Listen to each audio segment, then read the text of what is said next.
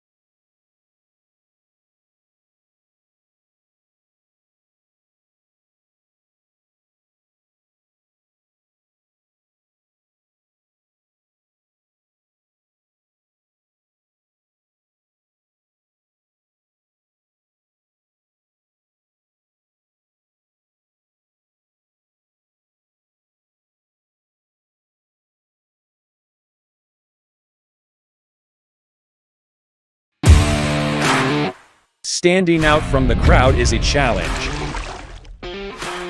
You have the passion, courage, and ambition to do something extraordinary. You have an awesome story to tell and a wonderful vision to share with the world. At Eddie Videos, we take that vision and turn it into reality so you can be heard above the rest. You need something different, and we give you the ultimate advantage. We can help you transform your ideas, images, and clips into a professional video that brings your message to life and sets a new bar for excellence. Visuals, voiceovers, editing, animations, whatever you need, we've got it all.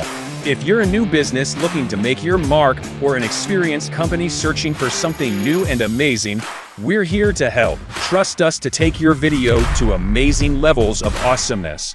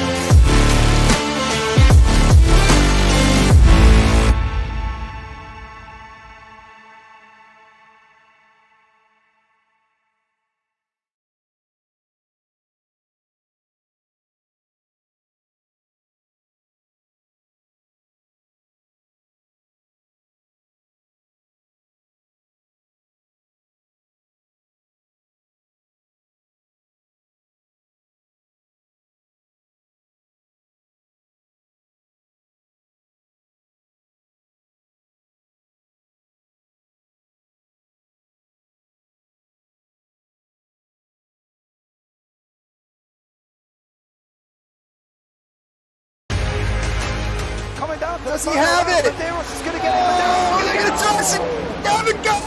He's on the outside line though, going into the fastest corner on the circuit. Surely this can't work. Dominic Ligner has got a sensational run outside line now though for the heavy braking zone. Around the outside goes the Audi R8. Look how much Miller's caught back into play. Exactly. Miller's still start trouble. He's left on second and change. All of a sudden, Miller's back in play. Can Barry do it? Big Barry's gonna do it. Big Barry!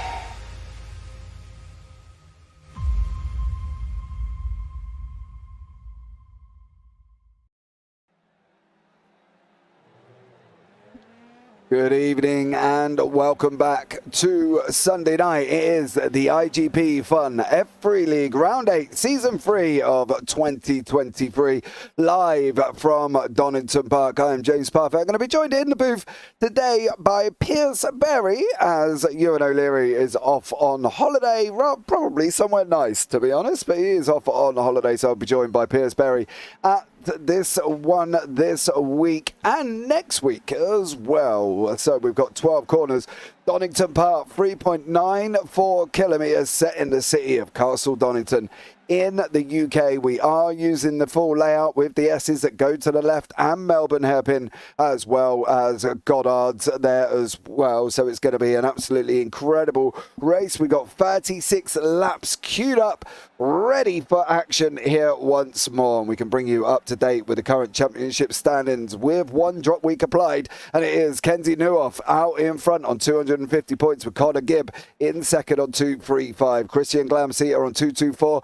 Evan Way on 204, Andy Flint on 203 with Antonio Jimenez on 201, Adam Townsmart on 191, Marcis Putnieks on 189 with Chuck Morrow on 180, Jakub Olezwinski on 169, Marek Otlobs on 155, and then we got Vyacheslav Potapenko on 151. We're tied with Leonard Cherry, Robert Ridgway on 142, and Koji Ito on 141. And then below that, Steve Ridders on 139, tied with Pedro Suarez, Young Shi Lin on 138, Reno Scatini on 134, Samuel Herma 131, Gianfranco Bogotto 129, Irvin Stumakens on 127, Jack Willems on 120, Dorian Oreo 116, and Will McIntyre on 104. Then below that we've got Luca Varani, Philip Lucas, Zoltan Samara, Alvin Chan, and then Michael LeMay is your top 30 here this evening as well. In the rookie standings, Connor Gibb is out in front on 258 with Dennis Cornu and Louis Gregg in second and third. In the 2.5K standings, it's Reno Scatini with Dorian Oreo and Michael LeMay, and then Arturo Mayorga out in front of that one. On the overalls for the teams, it is No Limits Racing are topping the standings at the moment with Scudiera Hydro Race Racing Forces Formula Sim Racing Team by iRace in second, Hydro Race Racing Forces in third, and Latvian Arrows in fourth currently at the moment. We haven't got long left of qualifying. We got about 3 minutes here, but let's bring Piers Berry into the booth to have a chat with him. Piers, good evening to you, sir. How are you? Evening, James. I'm very good, thank you. Yeah, looking forward to this one. Donington Park, I feel like always kind of brings out some interesting results. You've got the old hairpin, which is a really lovely, challenging, fast right-hander. You've got McLean's, which is again another lovely sweeping one, and Coppice, the uphill blind right-hander. Always throws up some good results, this track, I feel like. Yeah, it definitely does, and the fast-flowing nature of Donny as well. You know, that rush out of Redgate, down through Craner, up through the old hairpin, then around Starkey's, into McLean's, up into Coppice, little left and right at the S's. This track's got kind of everything. Undulation, you can see it there as you're looking down the straight, up and down all as well. And I think that's one of the things about Donny that makes it really, really interesting. It's a circuit that I feel doesn't get enough credit for what it's able to deliver. You know, we talk about Brands, we talk about Alton Park, we talk about Silverstone, but Donny's got to be up there with the choices as well on one of the favourite circuits in the UK. Yeah, agreed. Yeah, it's definitely an underrated one, and it's always good fun. I love to drive here myself. As you say, you've got some lovely sweeping corners, lovely undulation. It's just great fun and nice opportunities for overtaking as well into the Melbourne hairpin and Goddard's, as you say, and even turn one if anyone's feeling brave. So, yeah, hopefully we see some good actions and good overtaking tonight and a good race. Yeah, definitely on that one. I do fully agree. We have got the purple zone, guys, that leads all the way round to turn 8 on that one. No active overtakes, okay? So no actively pushing for an overtake, so they've got to be careful. Passing's difficult. They've got to be patient when attacking and help the leaders through while being lapped if they find themselves in that situation. Of course, you are likely to be lapped. We have got a mid-total of 36 cars on track at this moment in time, rushing around for the last 2 minutes of quali, and it is very, very tight. You can see it on the left-hand side. You've got a second between first and 21st. 1 second, Piers. Surely the racing has got to be close when we've got gaps like that. Oh yeah, you'd hope so. It can definitely be tricky to overtake with the fast-flowing nature of the circuit, but with the field that close, as you say, surely you think people are going to be getting optimistic, kind of feeling brave, maybe going for a move into their hairpins. There's opportunity if people can weigh up the risk versus reward and get it right, but it's very easy to get it wrong and end up wide, offline, or in the grass or the wall. And yeah, be interesting to see how people balance that with the closeness of the field. Yeah, absolutely. And we can pick up on Robert Ridgway's heading down through Redgate, coming out of Redgate, dropping down into the Craner curves. Here we go. We're going to go left and then we're going to go right. Now, this corner alone, old hairpin, side by side, too wide. Somebody's ending up in that gravel trap. And that's not because of the ability of their driving. It's just because there is tight, Piers, isn't it? It's very, very tight at the base of that hill. Yeah, I think that's the corner that probably typifies 2 into 1 doesn't go. But I'm sure someone will try before the end of the evening. It's so tempting to do. If you get a good run out of 1, 2 and 3 are flat, and it's so easy to send it on the inside of the outside. It looked like someone spun off in the background there. Yeah, I think that might have been Felipe Sarkis went off track here as well. Yeah, there he did. Does a little pirouette there as well. Lovely job from him. As we have come to the end of quali, we're just waiting for the last of the guys to finish their qualifying lap here, and then we'll bring you up the grid, and then we will get underway. 36 laps, including the Melbourne hairpin here at Donington Park as well. We're expecting some close racing. We're expecting some, tight racing. It's going to be tough for these drivers, though, isn't it? Yeah, it's as we said, it's a great fun track, but you can see how close the grass is. There's no gravel runoff, there's no tarmac runoff here. It's all grass. It's very easy to dip a wheel on when you're pushing. With everyone so close and the slipstream, it's going to be very easy just for people to make a mistake, try and push that little too much, and you get a wheel on the grass, and suddenly you've lost 10, 15, 20 positions. So, yeah, tricky one for the drivers, but I'm sure a lot of people out there will be loving that challenge. Yeah, absolutely. They have got to be careful with the closeness of the cars all on lap 1, of course, going up to that purple zone where they come out of Coppice, and then it's actively overtaken down into the S's of 9 and 10. They've got to be placing themselves correctly. The person at the front at the moment is Timu Milikangis, and he is on pole with Tony Jimenez as well in second, Samuel Hermer third. It's going to be an interesting one here, I think, as well. Last time out in Aragon, Nuov, Suarez and Glamseater was the 1, 2, 3. So I think it's going to be interesting to keep an eye on them guys to see how they get on. However, Glamseater's down in 17th at the moment. Not an ideal solution for him.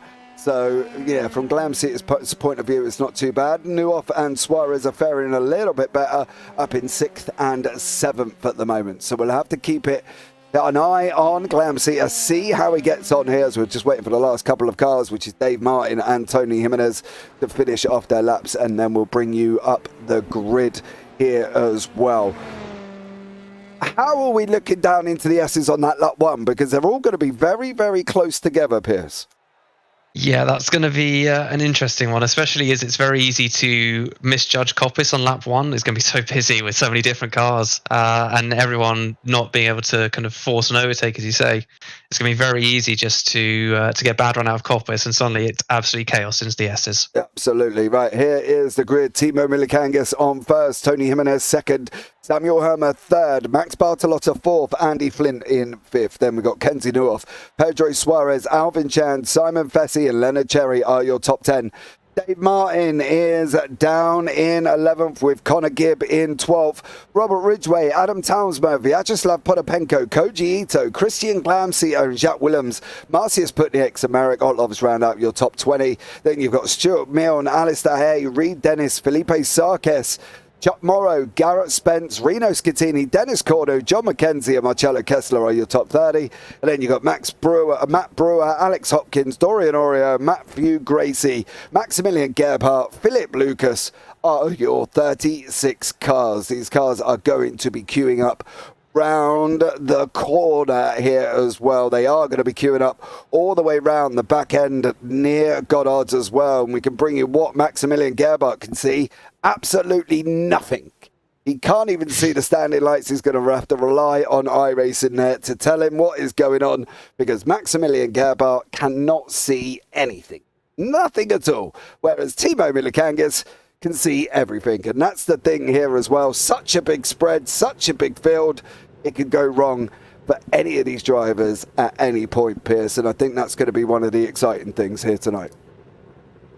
Yeah, definitely. As I said, it's a very risk-reward thing, and with the field so close, as you mentioned in qualifying, you know, any mistake going wide, you know, something like Coppice, the blind uphill right-hander, you find yourself losing 2 or 3 positions down Starsky Straight. So you're going to have to be pitch perfect driving from everyone tonight. Right, here we go. Lights are going to be on. Timo Milikangas is going to lead us away for all. It looked like a possible jump start there from 8th place, which was Pedro Suarez. So Suarez might end up having to come into the pits for a stop and hold. But here we go. This is the situation now for Milikangas. He's got to try and start opening up a bit of a gap. There is no active overtakes, but it doesn't mean they can't run flat out. And this is what these guys are going to try and do here from Milikangas' point of view. They're going around the old hairpin and running up now through under Starkey's Bridge, and then they're going to go into McLean's. This is where we start going up the hill. Now we're going to start pulling to the right-hand side for McLean's, and then through Coppice, uphill, blind right-hander here, and ready, steady. This is it. We are going to be underway with the overtakes, and at the moment, Milikangas has already opened up one heck of a gap here. Alvin Chan chasing down Kenzie Newhoff. He's going to try too wide down into the S's here, and I don't fear, Piers, that that's going to work right. No, on the outside, you're always going to struggle there. Great start from Milikangas. He's got a lovely buffer out in front there. But yeah, good to see people going sensibly. Chan just backing out. But he goes through the inside here and gets the move done. Yeah, good stuff from Chan there. Yeah, with Simon Fessy tucked up right behind him as well, as Fessy goes up and overtakes Suarez currently at the moment. And then Christian Glamsey, there's been an incident at the back with Garrett Spence, Reed Dennis. They've had a little bit of a ta-ta-ta and have come together there as well. But now we're on board with Glamsey. Suarez does go into the pits, which is what we predicted. He got a jump start at the beginning. And Pedro Suarez, well, sir, you are dropping down the order faster than an elevator with no brakes. But that, unfortunately, Piers, is the problem when you jump the start. Yeah, unfortunately, that's so unfortunate for him. He had a good grip position, but just to get that jump start, you've effectively ruined your race before you've even hit the first corner. It's a shame for him, but hopefully he can get back out and make some positions up from the back of the pack. Yeah, Samuel Herman now chasing down Tony Jimenez with Max Bartolotta behind that, with Andy Flint, Kenzie Newhoff, Alvin Chan, and then we've got a bit of a gap from Simon Fessy to Dave Martin. It's about 1.3 seconds. Herman pulls out, sticks his nose out, doesn't make anything happening at the moment. Now behind that as well, Alvin Chan here trying to have another go at Simon Fessy. Chan does make the move that time. He does get the inside line for the chicane, and that was him going to overtake that position all day. Yeah, it's great to see from Chan. He learnt from last lap. On lap 1, he was on the outside, didn't manage to make the move. So this time, he made sure on the rundown, he got the inside line and allowed him to take the S's faster and get the move done. So really clever, smart driving from Chan there. That's what you'd like to see. Yeah, Connor Gibb, of course, leading the rookies at the moment. Here, tucked up behind Dave Martin. This is going to be a 121.617, 121.234 for Max Bartolotta. Bartolotta has got the fastest lap. Down through Redgate we go, and then it's that general decline down through Craner and then up through the old hairpin. It's very down and up here at Donington, of course, and once more the battles are happening and commencing throughout the field. Samuel Herma, Tony Jimenez here fighting it out for that 1, 2, 3, 4, and then the ever-flying Italian here. Max Bartolotta's closing down here, Piers. He's going to try and have a go at Samuel Herma if he can. Yeah, coming up through the Coppice here, he's so close. I'm not sure if he's close enough. I don't think he's quite got the run out of Coppice here to make a move into the S's, but if he can get a good run through the S's, surely he'll be fancying that he'll maybe stick a nose up the inside of Melbourne, depending on the run that Herma gets. Yeah, I think that's going to be the thing here. Herma gets quite a good run as well. Jimenez in front of that, then Milikangas out in front. He goes to stick his nose up there as well, does Bartolotta. He makes a point that was here. He was going to have a go there. Adam Townsber is trying to run around the outside of Robert Ridgway. Townsber's surely got to try that cutback. He does try and get the cutback. He doesn't quite get the exit that he was expecting, I don't think, there either, and unfortunately struggles here as well, with Koji Ito having a good old go further down the order as well. Ito Glamseater. Glamseater's up 1. We did say he's got to be looking to try to make moves here for Glamseater. Hasn't quite made the moves that I expected the man in 3rd place in the championship to be making. He's only up 1 at the moment. No, not quite yet, but it's a long old race. We'll see how he does. I guess it's very important for him just to not bottle it early, make a reckless move, and kind of ruin his race on the first few laps. So it's good to see him just keep his head, kind of bad the pressure on, maybe wait for a mistake from the people in front, and I'm sure we'll see him start to make some moves as the race goes on. Well, hopefully we will see Christian Glamsitter start moving his way up through the field. He's got to get the run out of up from McLean's into Coppice at the moment, and then try and take Koji Ito if he's able to down into the S's. The problem for him is Ito's getting a draft of Potapenko in front currently at the moment as well. And now here he goes. Ito's looking up the inside. Is that going to jeopardize him to Glamsitter? Glamsitter's not quite close enough through the imaginary bollards that absolutely do nothing. And then we got Alistair Hay fighting their way out as well further down the order. So there is battles all the way through here. Looks like Hay may have just got a slowdown. He's just lost 3 places as well for Alistair Hay from Otlop, Sarkis and Chuck Morrow. Slow down at the chicane at the S's. Easily done. Yeah, it's so easily done, especially when the field is this close and they're all pushing this much on the opening laps. It's so easy just to slightly misjudge your line or carry a bit too much speed when you're trying to defend from someone. And yeah, it'll be interesting to see if Hay tries to make a move back here on the outside. Going around the outside, is he going to be able to make it? Potapenko and Townsma have been off track together. Potapenko and Townsma. Oh, Potapenko. No, that was too deep into turn 1 there. Oh, we've got round with Alistair Hay. Oh no! Oh no!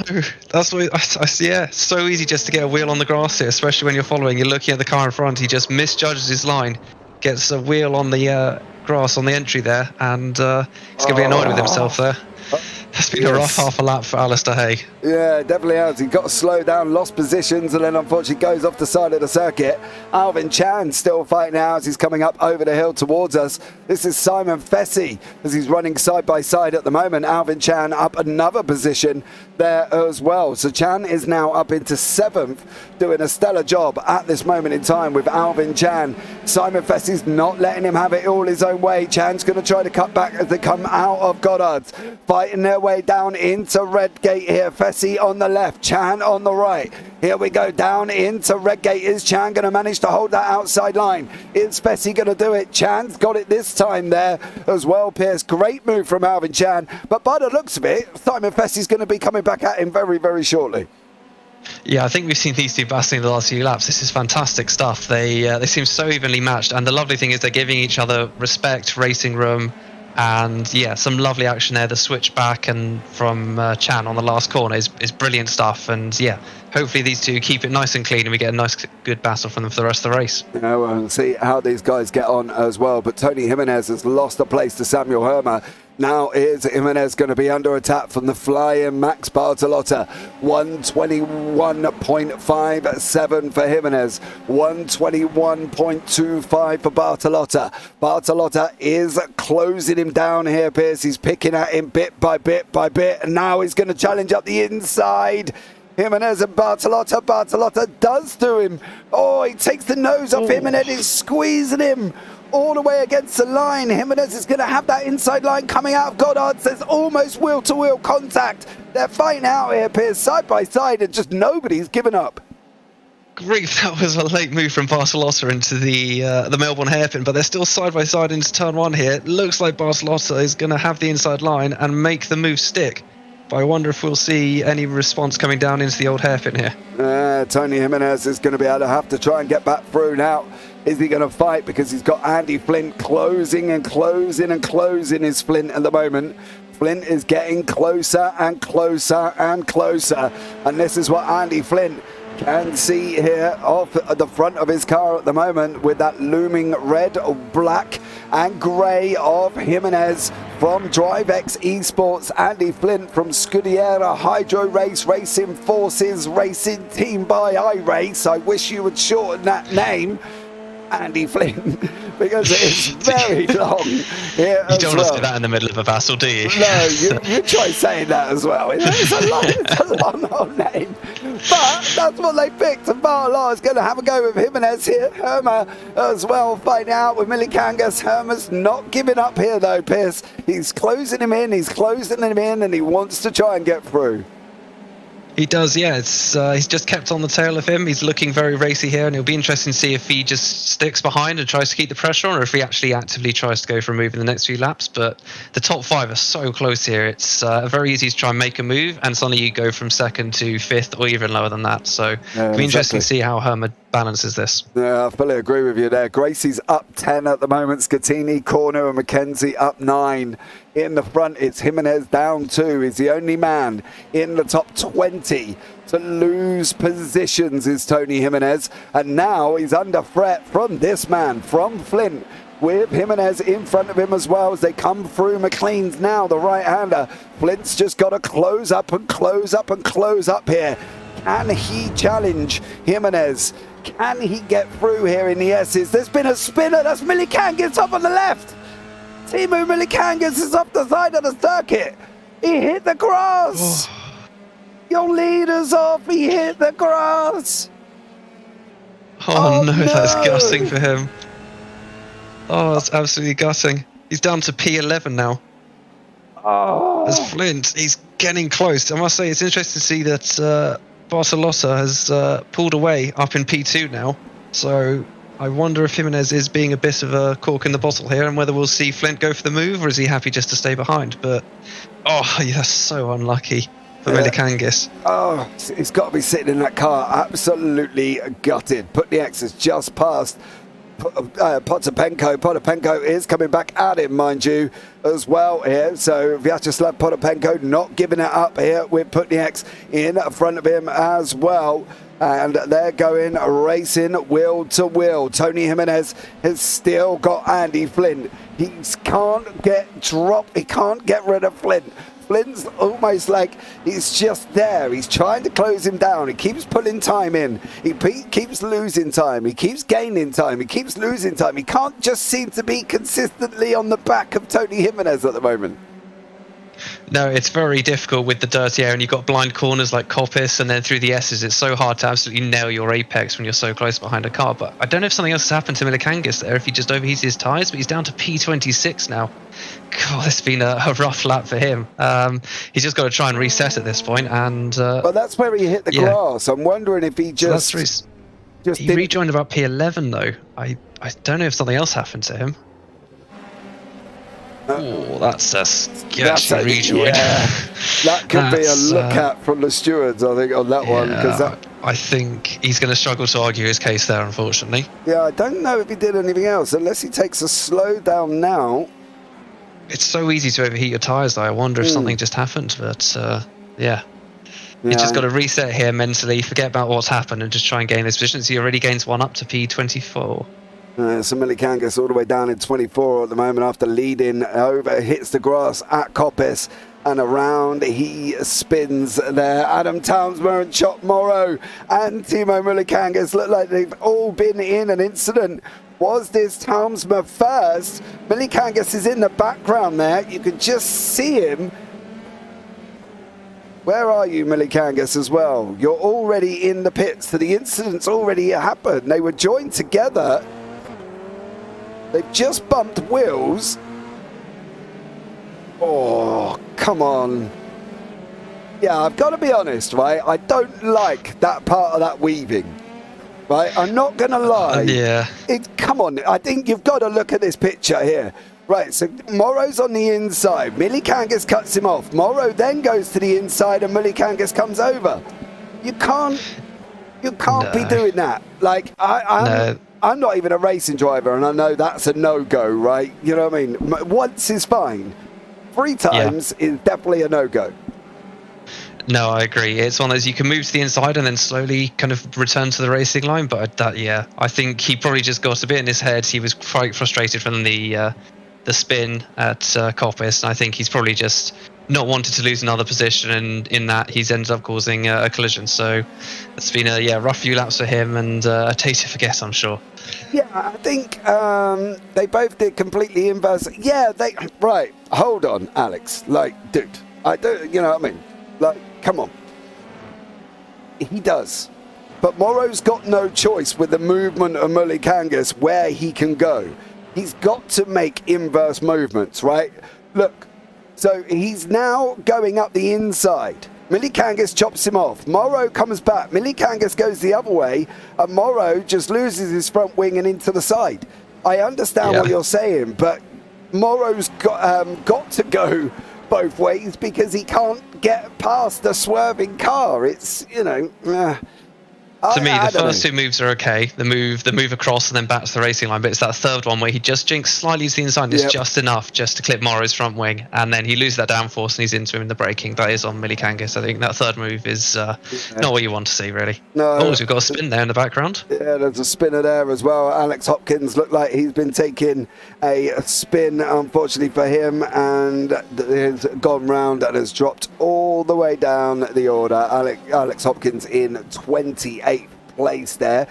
Connor Gibb here with Simon Fessy. Fessy's been looking quick for the first 12 laps here as well, though, Piers. The problem is obviously if he overheats the tyres, he's going to struggle. If there's tyre deg, he's going to struggle. There's a lot going on at the moment in Simon Fessy's head, and one of the things he's got going on at the moment is how to push with currently this man with Simon Fessy from Connor Gibb here as well. So Fessy's looking quick, but he's got to be a little bit careful on his tyres. Yeah, definitely. It's a long race. You know, it's 36 laps. It's not really a sprint. So yeah, definitely got a lot of things. You've got to manage tyres. You've got to make sure you don't get any damage. You can't just send your nose up the inside and clip a bit of your front wing, because that's going to affect you for the rest of the race. So loving to think about, and then you're doing that on top of nailing your apexes, getting the right lines, everything like that. It's a lot to think about. As he looks to the inside, is he going to make the move? No, it sits behind for now. But yeah, first he's had a loss on. He's been battling with Chan for the first few laps, so busy evening for him. Simon Fessy trying to make moves and go up further here as well. He's up one place. He is literally attached to the back end of Connor Gibb here as well, and from his point of view, this is what Simon Fessy can see. He can see that man in front of him, Connor Gibb. He's sat there. He's a cork in his bottle.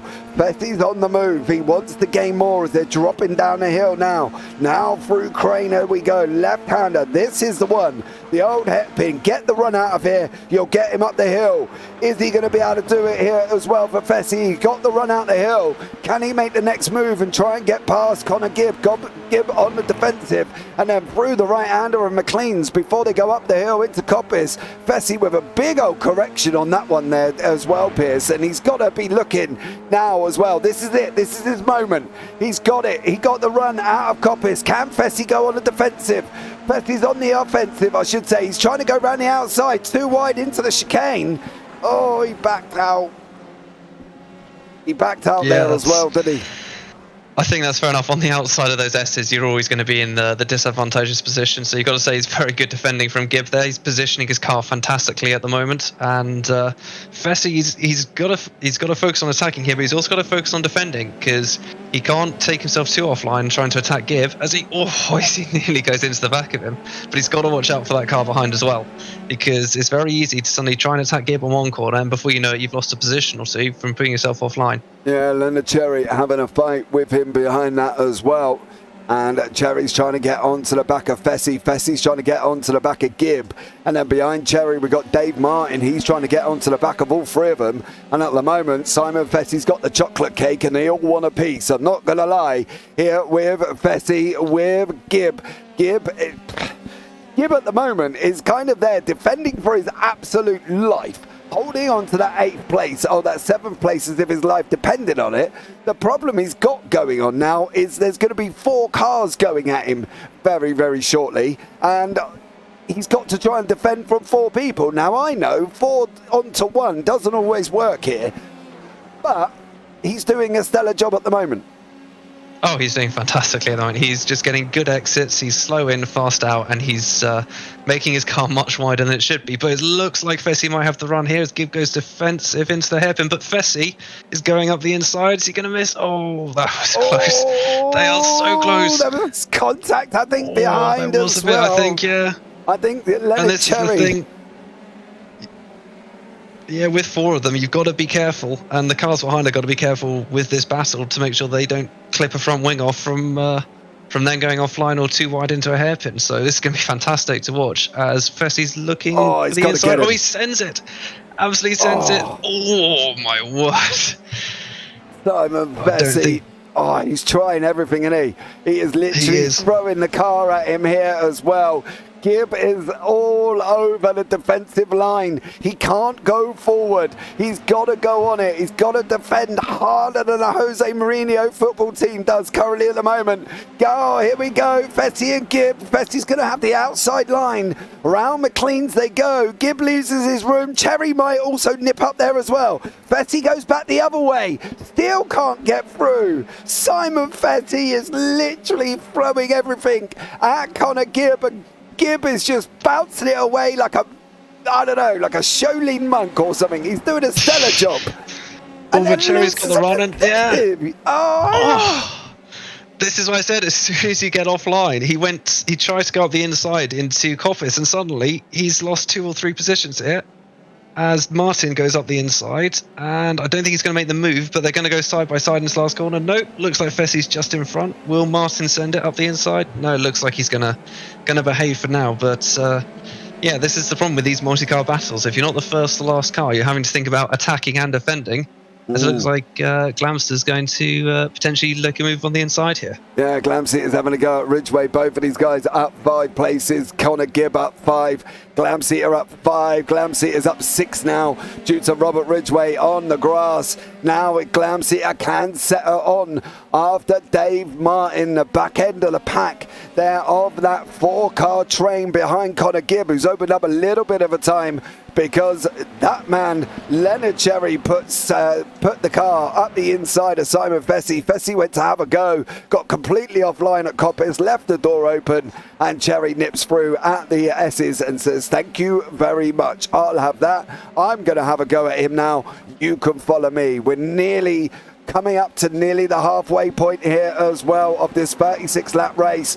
And we've got Connor Gibb being chased down by Cherry, being chased down by Fessy, Martin, Glamseater and Ridgway here not very far apart. And one man that also is not very far apart is Samuel Hermer and Max Bartolotta. This is the battle that we were waiting for. Bartolotta was looking absolutely speedy all the way through this as well. Done a stellar job on a 120.90, and now he's getting his just rewards by attacking Samuel Hermer here, Piers. Yeah, it's fantastic. He'd love to see how close this is. Really good stuff. And yeah, it'll be interesting to see. I'm not sure if Bartolotta's got enough of a pace differential to make a move with how high speed this circuit is.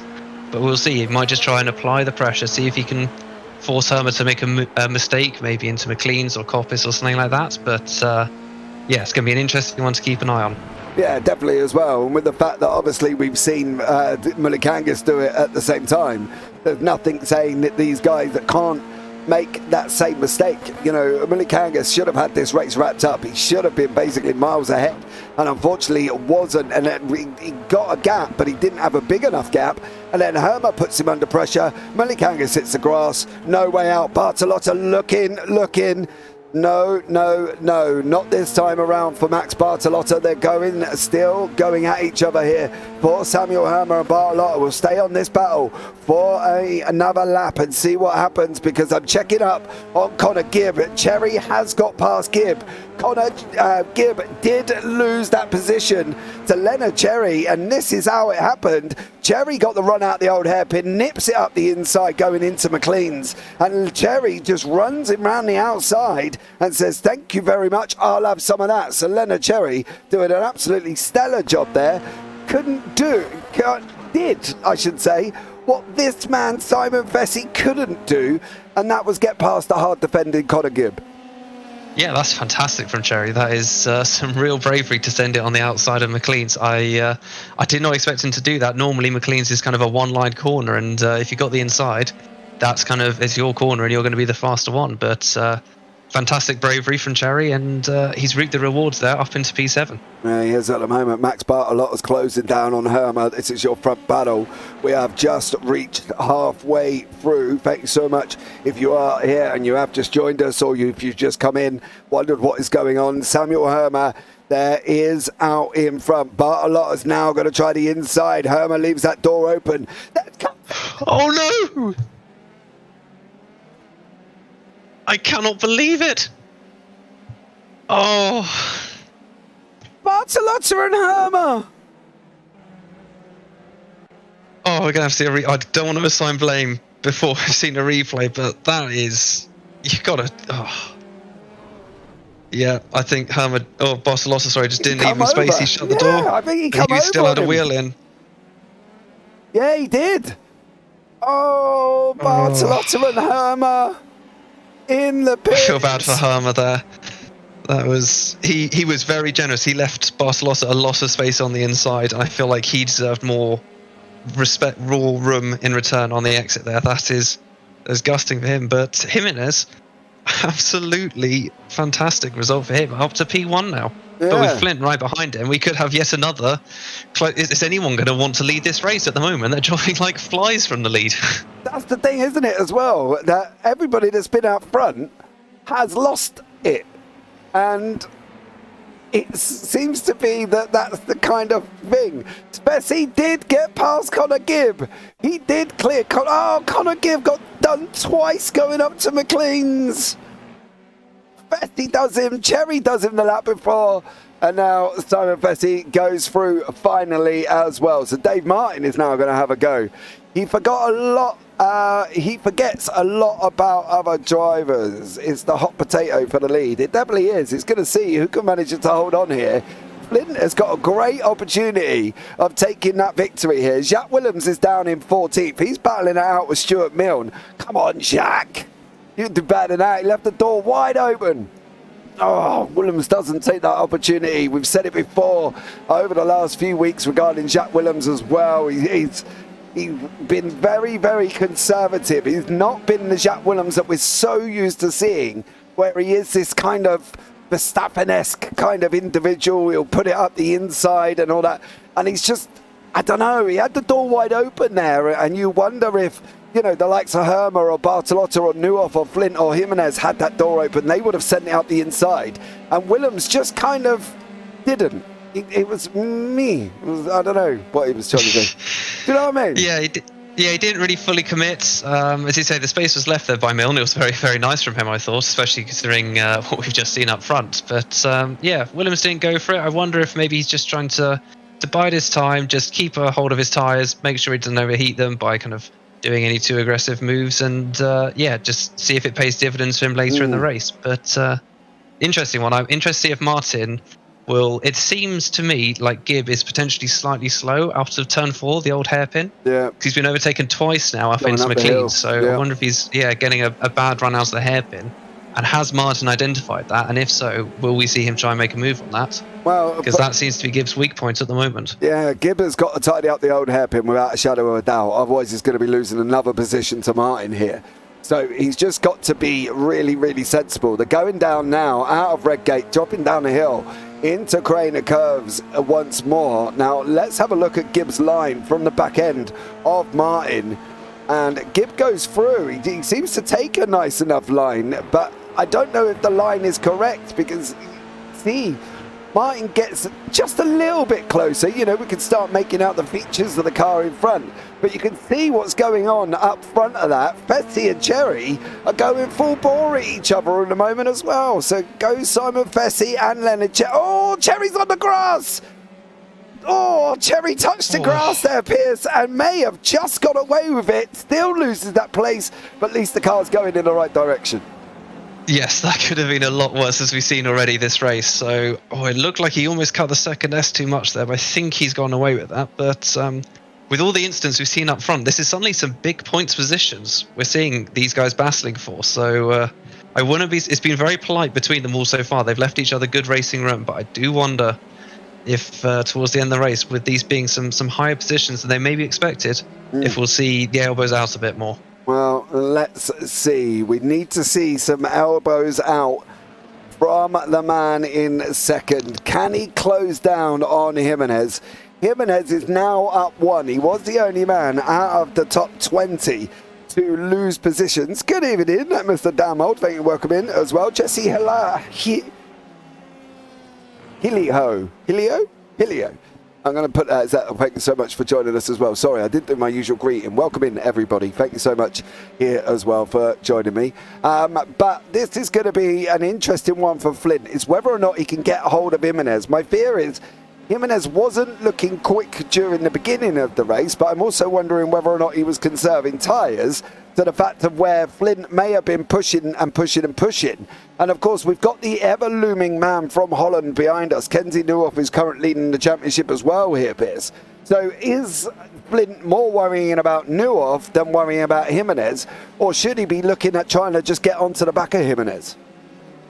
I think at the moment he will be worrying more about Neuhoff, but hopefully he's not driving in his mirrors. He's just got to look forwards, focus on his lines and everything. But we've got the lapped car up ahead. It looks like a back marker.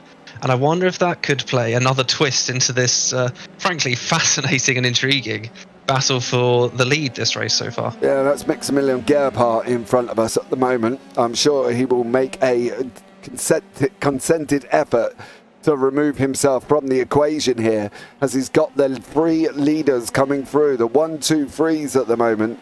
So let's see what he's able to do here as well. Can Flint get onto the back of Jimenez? Can he at the same time defend from Neuhoff? Gerhardt's got to get onto that straight and shift that car, because there isn't really any other place at Donny for him to remove himself from the equation, as much as he probably is trying to do now. Just lift and let them through here as well, and he does do that as well, so fair play to him. But Flint has got a little bit closer to Jimenez because of that car, but that's also brought Neuhoff in here as well. So it's a very difficult situation for Flint. Does he go for Jimenez? Does he block from Neuhoff? It's going to be tough for Andy Flint in the middle of these three at the moment. Potapenko's still going at it down here as well. He was going at it with Alistair Hay, but I think he's just been off track there. Connor Gibb is still battling it out with Leonard Cherry and Dave Martin. Fessy has cleared Cherry, and Fessy is now on his way trying to get into contact with Alvin Chan, but that's about 8 seconds. So I think after all Fessy's efforts, up 4 places, Piers, I think this is probably where he's going to end up.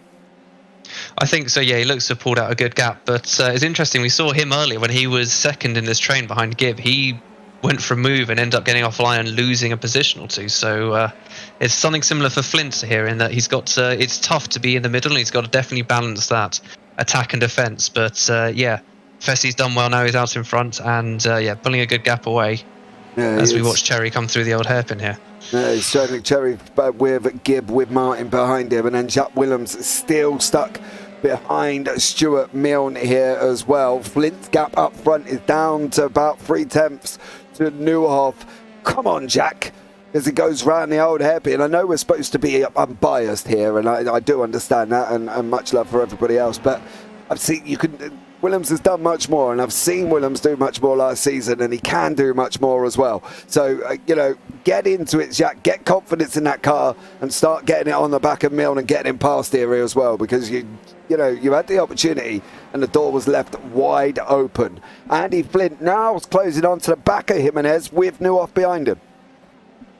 Yeah, this is very well behaved from Neuhoff so far. He's kind of sending his nose up, just moving to the right in the braking zones, just to let Flint know he's there, see if he can distract him. But so far, touch wood, it's been well behaved from the top three. But based on what we've seen this race so far, I'm not sure how long this will last. But I don't think anybody wanted the lead, do they? No. They didn't want the whole league, the lead here. They've been, Jacques. What did you do? We're going to have a look here and see what Willems got himself up to. Ooh. He's just outbraked himself, I think. Yeah. But well held on the brakes from him. That was, nice safe rejoin from him, but that is unfortunate. Yeah, it definitely is. But this front three now, that is... Oh, there's a spinner. That's Chan behind. Where's Fessy going to be? At the moment that Chan has spun. Chan's trying to fight the car to get it back onto the track. Here comes Fessy. Chan's got a big old spin. Fessy goes up 5 into 4th. He's pulled out 8 seconds over Alvin Chan after Chan had that incident. And now Fessy is up into 4th. I want to go back up here though, because these leaders are coming through at the moment. And here they go, all strooning through that back marker, who I believe to be Potapenko and Jimenez, Flint and Neuhoff here. This could be an epic three-way battle towards the end of this race as we're coming into the last 10 laps. Yeah, this could be fantastic as the fuel wears off, the lap times come down, and it'll be interesting to see what happens. Hopefully, it's a bit more respectful than we've seen so far. But it's gonna be fantastic stuff to end the race here from these three. Yeah, it definitely is here as well. Don't go anywhere, guys. This freeway battle is going to get very, very spicy. Just as it is down here with Chop Morrow and Alex Hopkins. Both men have unfortunately had their moments. Morrow had his with Mullicangus. Hopkins did a pirouette as well, unfortunately for him, all on his own. So for Hopkins and Morrow, it's more of a let's see how many positions I can gain here. But we'll have to see what happens, whether or not Morrow can manage to hang on. He's lost a little bit of time, but once more, I'm sure Chuck Morrow will come back. Dennis Corder and Reno Scatini further up in 14th and 15th, battling it out. But this lead battle now, this is what we're talking about. There's less than a second between the three of them here, Piers. Is anyone going to want to try and maintain that lead? Well, we'll see. Yeah, no one's really wanted to so far, but you have to say Jimenez has done a very good job since he inherited. He's kept it nice and clean, and we've seen people make unforced mistakes in P1 before. So, yeah, good stuff from him so far. But I must say, Flint and Newhoff are looking very pacey behind him. Flint looked like he went a bit wide into the hairpin there, but there was a car off as well. Yeah, that was Chuck Morrow and Alex Hopkins. I've just seen it flash up here. What was the situation? Oh, Morrow gets a run out of the old hairpin. Oh, that's Hermer. That's Hermer. Was that Hermer? It was Samuel Hermer. That was Morrow, Hopkins and Hermer having a coming together. And poor old Samuel Hermer can't catch a break here tonight. And unfortunately for him, he's been involved in another one. Dave Martin and Connor Gibb here fighting it out as well. Can Martin get past Gibb here? We know how stoutly defending Gibb's been all the way through. He played havoc with Leonard Cherry, he played havoc with Simon Fetty, and now he's toying with Dave Martin here as well. And Dave's got to try and kind of just send it and have a go, I think. I think that's going to be the situation with Connor Gibb. I think so, yeah. I think he's definitely got to identify the potential weakness out of turn 4 here. Gibb has looked very strong elsewhere. He's positioning the car really well into the S's and the hairpins and bits. So, going to be interesting to see if Martin is maybe just sitting behind him, just learning what he can from Gibb and planning a move. But so far, I must say, I've been impressed with him. He's defended really well. He's had good racecraft, and even though he's lost a couple of positions in that, he's defended well. He hasn't done any stupid moves in return. So, yeah, it's going to be a good battle, this. Yeah, well, he's leading the rookie series as well, which is an interesting thing for Connor Gibb. He's leading it with Dennis Corner in second. So even, Gibb he's getting points on the board. I think that's the thing. He's recognised at certain points he's, slower than some of the others. But at the same time, he's getting what he needs to get. He's getting points. And that's the big thing, isn't it? It's all about points, points, points. You want to score points. If you can score the points, you consistently will be up in the championship. Yeah, definitely. And just staying in the race, he's not done any stupid moves. He's kept his nose clean. He hasn't had any crashes with others. And from that, he's inherited 3 positions after we've had our top 3 have instanced this race. So as Martin looking like he's going to send up the inside into the Melbourne hairpin, that's so close. That was, again, very good. Gibb left him a car's width on the inside, but no more. But well done from Martin there as well, getting it stopped on the just in time not to have any contact. Connor Gibb battling it out, still defending stoutly as well. Kenzie is short on fuel, so we won't be able to attack, says Alex there as well, our roving pit reporter here as well. Thank you so much, Alex, for that inside knowledge there. But Kenzie Newhoff, well, you say he's not going to be attacking, but he has got Andy Flint not very far in front of him here. I wonder if Flint is struggling a little bit on his tyres here, Piers, because he's not able to keep close with Jimenez. And we did say that about Jimenez earlier.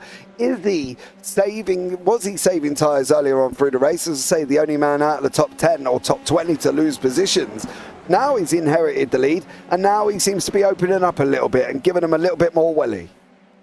Yeah, this has been a very good and measured drive from Jimenez. He's just kept it nicely in front. He's kept a good kind of 8, 9, 10th gap back to Flint. And I think Flint has got Newhoff to worry more about than attacking Jimenez. But yeah, very good stuff from Jimenez up in front. As you say, potentially he saved his tyres.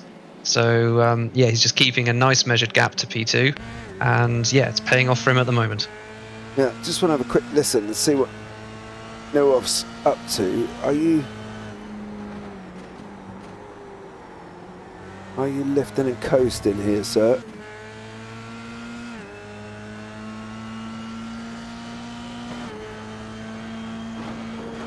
Have a look. I don't know on that one, you know. If Nuoff's short of fuel... It'll be interesting to see if he does it into the hairpins at all, or maybe coppice, but I'm not sure you would lift and coast into the old hairpin with it being such a fast corner. It's depends I mean, he's had such a good slipstream being so close to Flint for the last few laps. I'm sure he's been able to save some fuel. Yeah, you would have thought he would be able to. So let's have a listen and see what he does into the chicane, says Alex.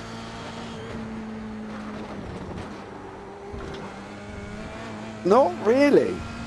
Not as much as what you would have thought he would have lifted. Okay, there is a long way. Yeah. Yeah. Yeah, hairpins, it's easier to fuel save into the hairpins with the bigger braking zones, whereas something like the old hairpin where you've got a faster corner, I don't think he'd be lifting as much. But yeah, potentially that explains why he's been so well behaved behind Flint so far, and he's just using that slipstream just to pull him along on the straight and then be able to lift off and get some good fuel save in.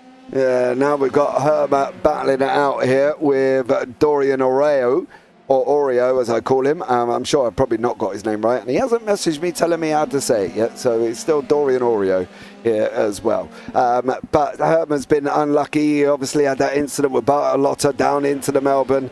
Then he got caught up in the Morrow Hopkins incident as well, where we did see his front wing come flying off, but now it's magically attached itself. So, you know, not going to comment on that one. Pedro Suarez is having a go up Marcello Kessler and got the inside line up into the Melbourne hairpin here. Is Kessler going to come back up the inside into Goddard's? No, Suarez was so much later on the brakes there as well. Andy Flint and Nuoff still going at it. Nuoff coming up behind him again into the chicane. Now Flint is struggling for tyres here, and whether or not Nuoff's going to be fuel saving or not here, Piers, if he's got the opportunity to go past Andy Flint, regardless of his fuel situation, surely he's got to take it, isn't he?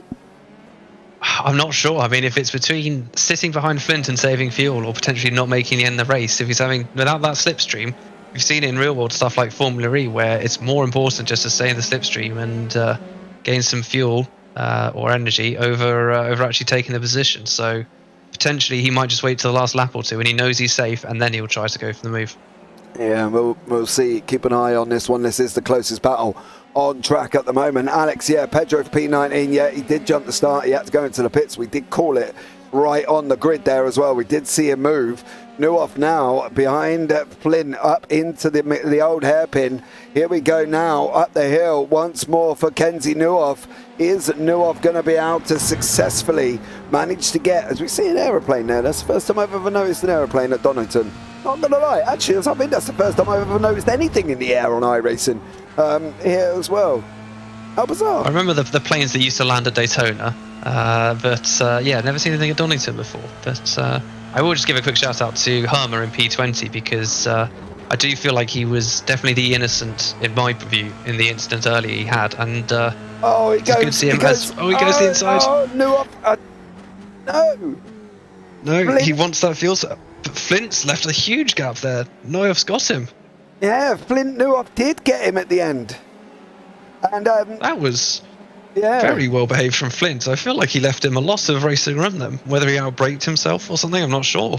Maybe he was looking in his mirrors and saw Nuoff coming. Well, Alex says Kenzie's saved enough now, so he's off. Okay. So Kenzie Nuoff now is going to be setting it after Jimenez. And if Jimenez keeps touching a little bit of grass there as well, he's going to end up finding himself in the wall. So now it's a charge. Is it going to be Kenzie Nuoff, the man who does better in the races than at times he does in qualifying? Is he going to be able to go at Jimenez here as well? It's going to be interesting. It's going to be exciting. Average start position for Nuoff, 4th. Average finish is 2nd. That just about says everything about Nuoff's qualifying positions. Doesn't manage qualifying very well. We don't know why. We can't quite work it out because he does so well in the race here, Piers. But his qualifying needs some help.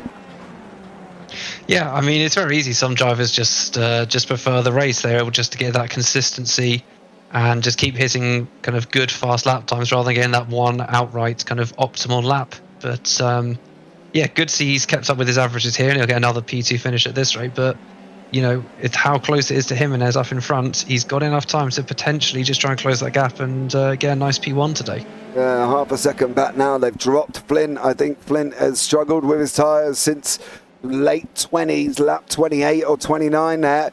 Nuoff with the fastest lap of the race by 6 tenths over Jimenez. 6 tenths. He's pulled a chunk out of him. God, yeah, if you were a betting man, you'd surely go for Nuoff here. He is flying right now, and we've seen he can make moves into the Melbourne hairpin. So see if he can potentially get close and line up another one here on Jimenez. Yeah, you definitely wouldn't count Nuoff out at the moment. 3 tenths, 4 tenths. It's teetering on the edge here as well. Lap 34. They've got this one and 2 more. Can Nuoff get it? Is he going to pull more out? He is. The chunk of time is coming. He's down 3 tenths. He's down 2.5 tenths. Is he going to be able to get hit here? Is Jimenez going to make a mistake under the pressure from the flying Dutchman behind him? They've dropped Flint. Flint has gone like a bad penny off into third now and is more than nearly over a second slower than these two battling gladiators up front. Glamsey has been off the side of the circuit, unfortunately, and has had an incident. We'll have a quick look at that very, very shortly, but I want to see how this battle pans out here, Piers, because when the gap's down to 2.5 tenths like it is now, surely he's going to have a go. Yeah, Nuoff has just come alive. Since he stopped saving that fuel, he is looking absolutely hooked up with that car. This is really nice to see. And yeah, he's reeled in that gap to Jimenez. And yeah, we're in for an electric last few laps here, I think. Yeah, we are. Penultimate lap now, lap 35. We've got one more to go. Tony Jimenez has got to defend from Nuoff. He's got to try and stop this flying Dutchman. He's getting in that dirty air. He just can't seem to maintain it close enough through the old hairpin, but this is where he starts closing in now, coming out of turn 8. Through Coppice he goes now, the long right-hander on that run down into the S's. The time's down again, 3 tenths. He's coming once more. He's dropped below 2. Is he going to be able to bury the S's? Is Jimenez going to be able to bury the S's? They both bury the S's. Now we're on our way down to Melbourne hairpin. Nuoff's closing in with 2. Oh, Nuoff's. Oh, yeah. Oh, that was late. But the problem is has he jeopardised it for the last lap, Piers? That one move, did he jeopardise it for the last one? Potentially, yeah. I was impressed Jimenez didn't bite at all. He just stuck to his line. That was very good from Jimenez. As we see the white flag as we come across the line. Oh, they're still so close. I couldn't pick between these two. As Nuoff, he's just sending his nose up the inside, just letting Jimenez know he's here. I fear we might see some contact into the Melbourne hairpin, but we'll see. Oh, Nuoff there. Jimenez just touches the grass coming out through Redgate, down through Craner Curves. They go up into the old hairpin now.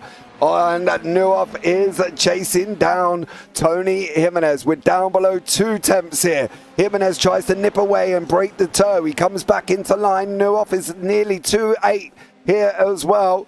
He's going to close the gap. It's going to be down to about 1.5 tenths by the time they get to the S's. I can guarantee that because he's under that 3 tenth cushion.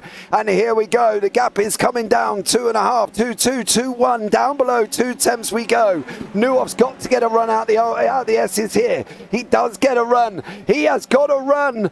He has got a run. It's like the final leg of the Grand National. Nuoff's going to try the outside. He's got to try and run him round the outside. Jimenez says no. I think this could be Jimenez's here, Piers, as well. Coming up to the final corner. Can Jimenez hold on once more? Tony Jimenez. Nuoff's going to try to cut back. Is Nuoff going to get it here as well? And I run down into the line. I think it's going to be Jimenez. Oh, what a finish. That was fantastic defending from Jimenez there. Really good car placement coming down into the Melbourne hairpin. Let Nuoff knew nice early what was happening and then just got a lovely run out of that. And God, what a fantastic run at the end there from Nuoff. Once he stopped saving that fuel, he was a man on a mission. But unfortunately, this was mission impossible for him today as Jimenez held him off. Oh, Jimenez got him. And I'm wondering, that move that Nuoff did do, whether or not he jeopardized his position. If he, don't get me wrong, he closed it back up, right, and they dropped Andy Flint by about a second. But I'm wondering if Nuoff hadn't made that move, would he have been closer than he was now? I think with the way the lap goes, I think it didn't compromise him too much in the end. But yeah, it's one of those we could speculate all day about it, I think. But you have to say it was fantastic from both drivers. And yeah, really good stuff from everyone all round. And nice to not have some contact for the lead this time round. Yeah, definitely there as well. After the contact we had earlier on with Samuel Hermer, Max Bartolotta, there is Hermer. Just comes over the line. Now we're just waiting for Marcello Kessler, who also comes over there as well. Stellar job from everybody. I'm not going to lie. That was absolutely epic. And here are the final results. Tony Jimenez out in front. Your winner by 3 tenths over Kenzie Nuoff. Andy Flynn in third. Simon Fessy in fourth. Battled his way all the way up into fourth. Up 5 positions for Fessy. Alvin Chan here in fifth. Leonard Cherry in sixth. Robert Ridgway, Connor Gibb, Dave Martin, Marek Otlovs rounds out your top 10. Gibb did hang on from Martin there. A stellar job from him. Koji Ito in 11th. Stu Milne in 12th. Christian Glamseater in 13th. I'll have a look back at his incident in a minute. I want to see what he got up to drop himself there. Reno Scatini 14th. Jack Willems 15th. Jack. John McKenzie 16th, Adam Towns was 17th, Pedro Suarez 18th, and the very unlucky Samuel Hermer got caught up with Max Bartolotta on lap 18 at turn 8 as well. There was contact there as through the Melbourne hairpin. So unfortunately for them, and then he got caught up with Morrow Hopkins on lap 26 after that for Samuel Hermer. Marcello Kessler in 20th, Dorian Orio 21st, Vyacheslav Potapenko 22nd, Dennis Cornu 23rd, Maximilian Gerbert 24th, and Marcis Putnieks is in 25th place. Then you've got Alex Hopkins, Chop Morrow, Alistair Hay, Felipe Sarkis, Matthew Gracie, Max Bartolotta, Garrett Spence and Reed Dennis there as well. And then I believe behind Reed Dennis we have Mulikangis, Brewer and Lucas here finishing off as well. And I think, Piers, when you see racing like that, you can strongly agree that that's why we do what we do, because that was absolutely epic. Oh, that was fantastic, yeah. Absolutely lovely battles all the way up and down the field. Really unlucky for some people, in particular Hermer. I think he was, through no fault of his own, in a very unfortunate position today. But some great drives from, Fessy. I'll point out in P4. I was really impressed by him. And Gibb as well. He had some good, solid defending. And, yeah, I think he'd be really proud of what he did today. Yeah, well, this is what happened to Glamseater down in the Melbourne hairpin. Does he spin it on the exit? Yes. Oh, Christian. And loses a couple of positions in the process there as well. But I think you agree, guys. That was absolutely epic. Alex in YouTube chat. I'm nervous and not driving. Come on, send it. What a shame. He's going to kill me for distracting him. Well, don't distract him then. Some people.